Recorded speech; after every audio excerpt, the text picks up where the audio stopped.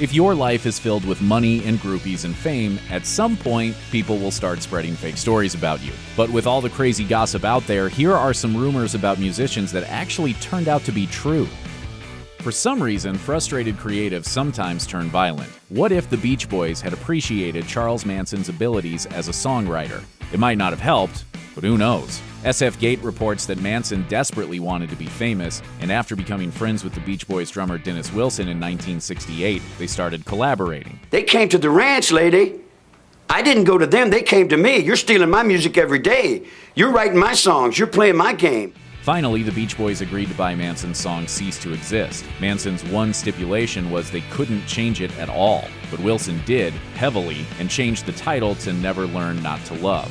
The song ended up as a B-side. The reason some people don't believe this story is that Manson's name didn't appear on the record. Wilson took full credit for the song, and Manson was furious. One songwriter claims Manson approached Wilson and basically threatened to kill his children. Instead of being terrified, Wilson allegedly beat the crap out of Manson. That was the end of Manson's music career.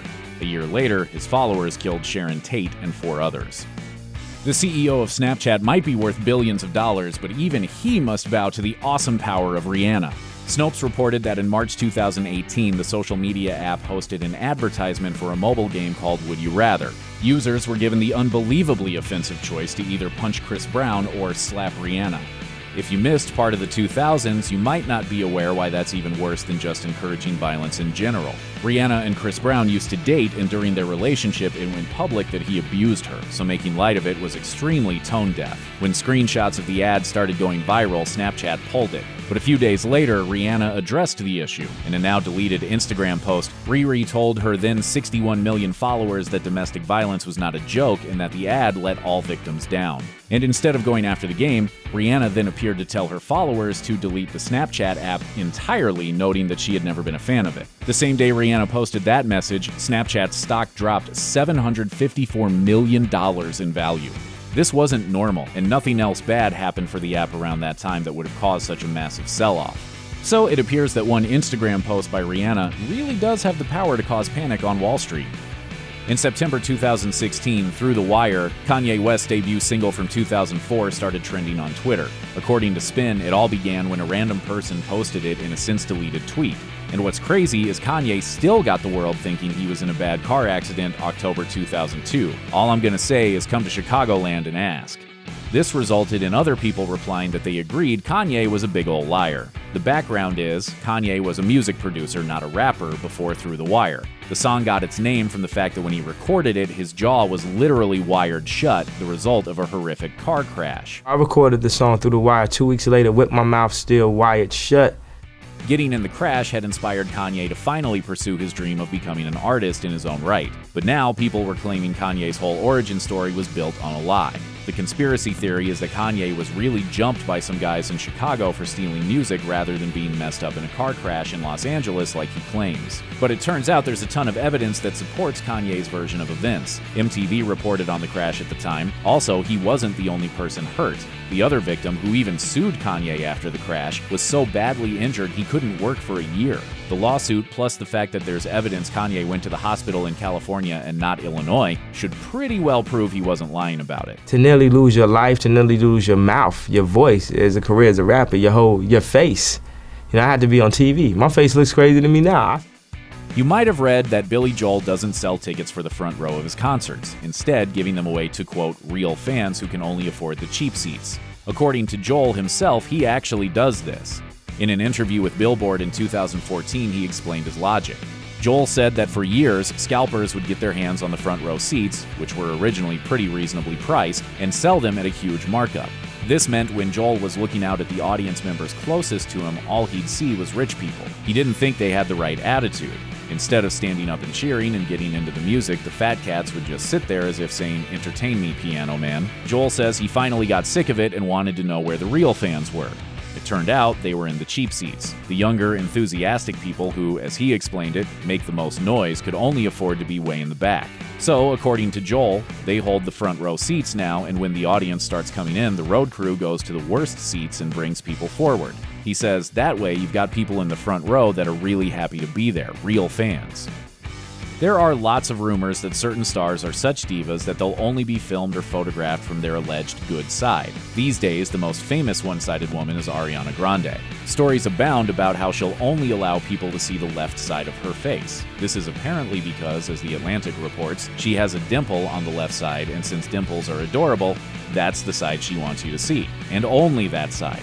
If you watch her music videos, you'll notice catching her right side is extremely difficult. Same when you search her images on Google. According to People magazine, Mariah Carey also has an apparent good side, in her case, the right side. She says that at 19 years old, a woman from her record label told her she photographed better from her right, and she believed her. Many of her first album covers focus on the right side of her face. But the queen of good sides is Barbra Streisand, according to Yahoo. Among other things, she will only come on talk shows if she's shot from her left side.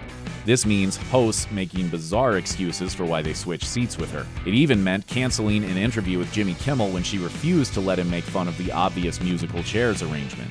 But the condition was we couldn't talk about the fact that we switched around. I was like, I just don't see how that was going to work. Yeah. Wow. Some people don't want to answer when Jehovah's Witnesses show up at the door, but at one point there was a chance that person was Prince. While often passed off as just a rumor, Prince did participate in the door-to-door evangelism of his faith. You know that you're being inspired by God, and you pretty much know you better answer that call or suffer the consequence. According to Entertainment Weekly, despite his rather steamy lyrics and lifestyle, Prince became a decidedly non-hedonistic Jehovah's Witness in 2001. 2 years later, a woman in Minnesota answered a knock at the door to discover the pop star and another musician standing there. He introduced himself as Prince Nelson, his real name, and then came inside and started talking about Jehovah. After listening to them read the Bible for a bit, the Jewish homeowner told them she was not interested, so they gave her a pamphlet and left. The woman described him as very kind, although she called the event so bizarre. This was far from the only time he went door-to-door over the years. The LA Times reports that Prince would sometimes disguise himself and that the people he preached to, quote, never called him out on it. They listened to his message and respected his opinion. According to Billboard, Prince himself said, "Sometimes people act surprised, mostly they're really cool." However, one reporter who interviewed the musician in 2004 didn't appreciate Prince's attempt to convert him very much. Calling the situation a little uncomfortable, he said, "Prince got pretty intense." You know, I just had a thought. Maybe we're bothering people by trying to change the religion. What if we don't have all the answers? You're right, Noreen. Let's go get real jobs. There had long been a rumor that someone had smoked Tupac Shakur's ashes after he was killed in 1996. But it wasn't until 2011 that anyone admitted to participating in the bizarre act. Members of Tupac's group, The Outlaws, make the whole thing sound kinda nice. According to The Independent, band member Edie Amin says the late rapper explicitly asked for it if you listen closely enough. In Tupac's track Black Jesus, he states that his, quote, last wishes are for his ashes to be smoked. Edie Amin admitted that Tupac never actually told them that was indeed what he wanted, but they decided to take the lyrics seriously. After Tupac was cremated, another band member, rapper Noble, said, "We had a little memorial for him with his mom and his family." They went to the beach, where they indulged in things Tupac loved, like chicken wings, orange soda, and marijuana. The Outlaws then proceeded to combine some of the late rapper's ashes with the marijuana and smoke it, or as they put it, "We twist up some of that great granddaddy California kush and mix the big homie with it, so, you know, Tupac is flowing through our system." People just was like, oh man, they smoked their ashes. Some people was like, man, that's some sick. And then other people was like, yo, that's hella cool. You know, I'd have did that for my homeboy too. Though the group all agree this happened, the revelation came as a shock to Tupac's family. While they didn't accuse the Outlaws of lying, they did release a statement that Tupac's mother, who was at the memorial, wouldn't have allowed it if she'd known what the group was doing. One of the stories that goes around about Elvis Presley is called the Catfish Incident, and it turns out to be true, a sad reflection of what he could be like in the drug-filled later part of his life. According to the book What the Great Ate, Elvis absolutely hated seafood, especially the smell. This dislike became key on July 20th, 1975, during a concert in Virginia, where Virginia Living claims he had a meltdown.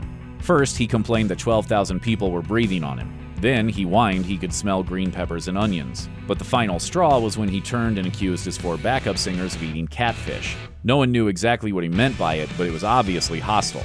He'd taken to lobbing insults at the women ever since he broke up with one of them. 3 of the backup singers walked off stage. A review of the concert reported that tension among the fans was noticeable. A lot of people think there was a racial undercurrent to the insult. Elvis's only explanation for the outburst was, "I thought it was funny." Check out one of our newest videos right here. Plus, even more grunge videos about your favorite stuff are coming soon. Subscribe to our YouTube channel and hit the bell so you don't miss a single one.